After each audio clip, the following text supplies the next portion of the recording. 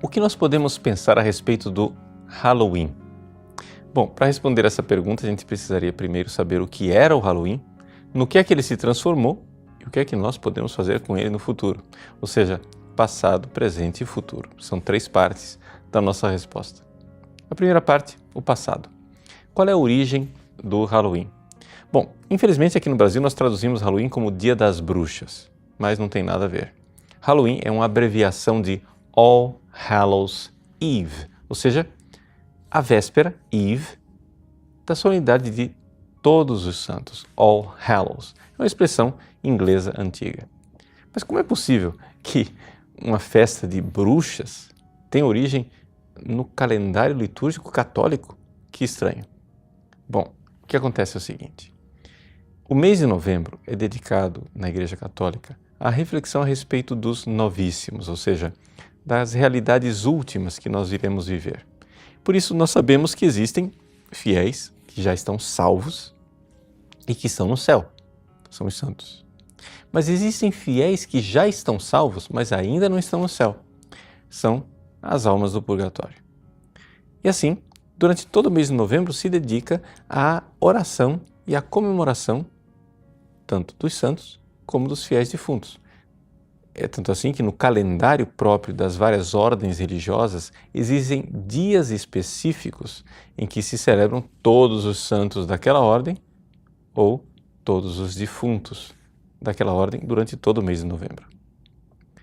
Ora, o que acontece é que o que nós podemos fazer pelas almas dos fiéis no purgatório são várias coisas. Primeiro, podemos mandar celebrar missa, podemos rezar pela pessoa, podemos visitar os cemitérios, podemos fazer jejuns, mas existe uma quinta coisa que as pessoas se esquecem.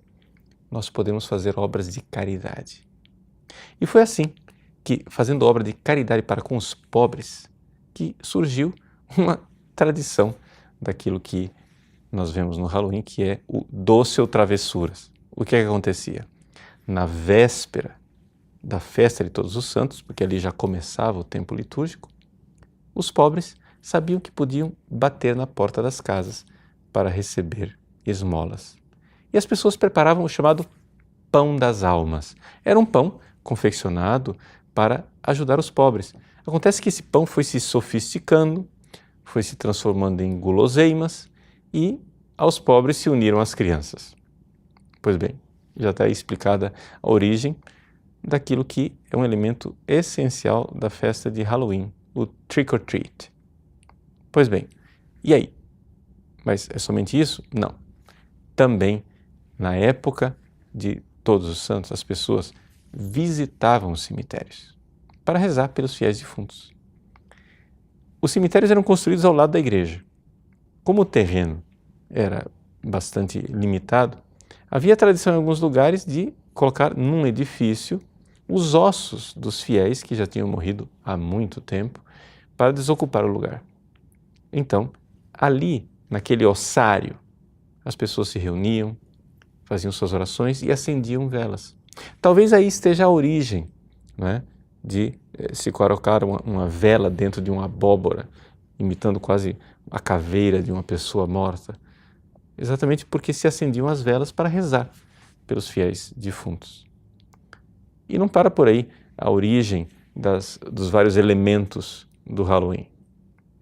Era necessário a catequese para com os nossos filhos, para que eles soubessem que não existem somente os salvos que estão no céu, os santos, e os salvos que estão no purgatório. Existem também os condenados ao inferno. É assim que a igreja, como mãe e pedagoga, permitia que nos nossos cemitérios fossem pintadas cenas de pessoas condenadas ao inferno. Essas cenas depois receberam o apelido de dança macabra, ou seja, era a imagem do diabo que levava acorrentadas numa fila uma série de pessoas condenadas ao inferno, né? Numa espécie de dança terrível, de ciranda que conduz as pessoas para a morte eterna.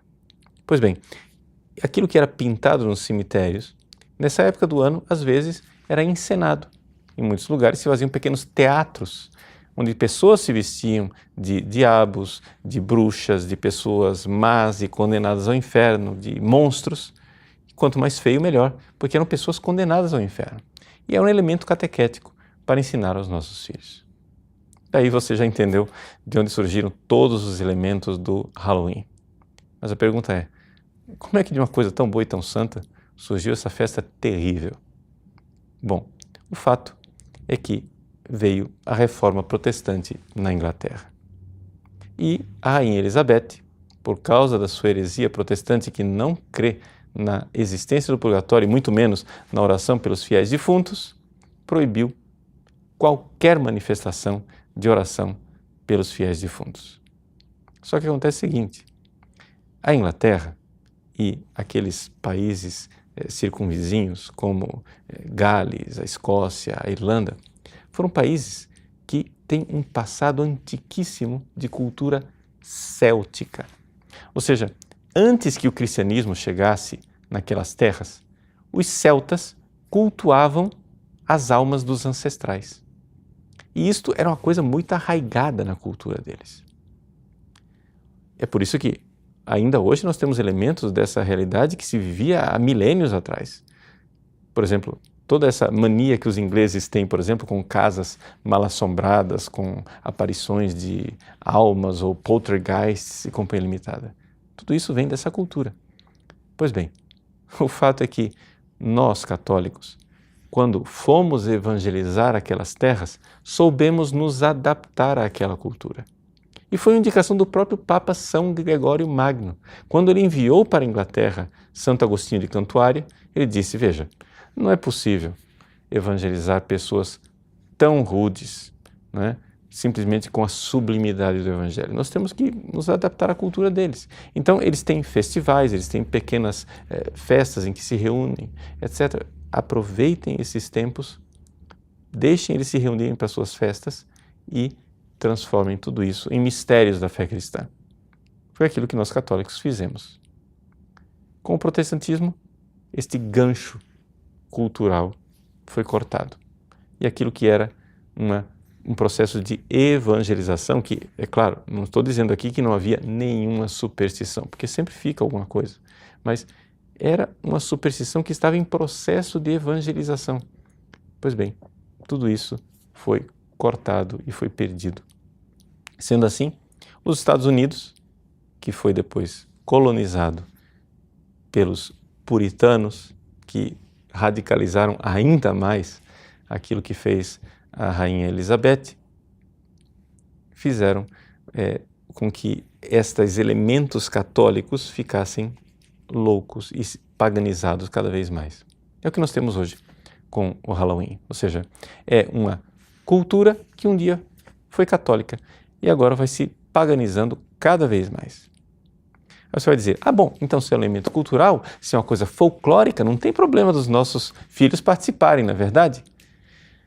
Bom, o fato é o seguinte, é que, infelizmente, tem problema sim. Alguns exorcistas que eu conheço, e eu digo bem claramente, eu não sou exorcista, mas eu estou me baseando no testemunho desses irmãos.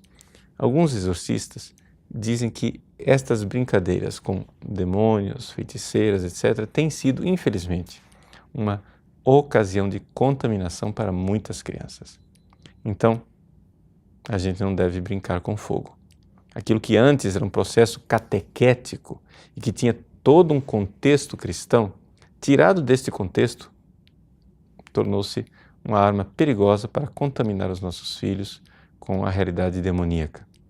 Então, infelizmente, esse é o presente. O que é que nós poderíamos então fazer com o futuro do Halloween? Bom, algumas sugestões. Aqui, a liberdade dos pais é que deve reinar, porque a igreja pode somente sugerir. Mas, já que nós temos uma festa de todos os santos, por que não aproveitar a vontade que os nossos filhos têm de se fantasiar e fantasiá-los de santos e não de pessoas condenadas ao inferno? É assim que nós podemos verdadeiramente celebrar todos os santos. E se você por acaso tem um filho que resiste porque não se identifica, sei lá, você quer vestir seu filho de São João Bosco, mas ele não se identifica com um padre de batina. Ou quer vestir sua filha de Santa Teresinha, mas ela não se identifica com uma freirinha. Então, Você pode fantasiar seu filho de qualquer outra profissão, porque afinal nós estamos celebrando a festa de todos os santos. Ou seja, se o seu filho quer se fantasiar de bombeiro, diga para ele, existem bombeiros santos no céu. Se ele quer se fantasiar de médico, de policial, de soldado, quer se fantasiar de índio, diga que existem santos de todas as espécies no céu. E assim, nós já vamos preparando os nossos filhos para um dia juntos celebrarmos a festa de todos os santos no céu. Porque é esta a realidade e é essa a nossa missão. Ou seja, hoje celebramos aqui a festa de todos os santos, mas um dia, com a graça de Deus, nós veremos Deus face a face e as pessoas aqui na terra irão celebrar que nós, seus irmãos, um dia passamos por aqui, mas agora já estamos na glória do céu.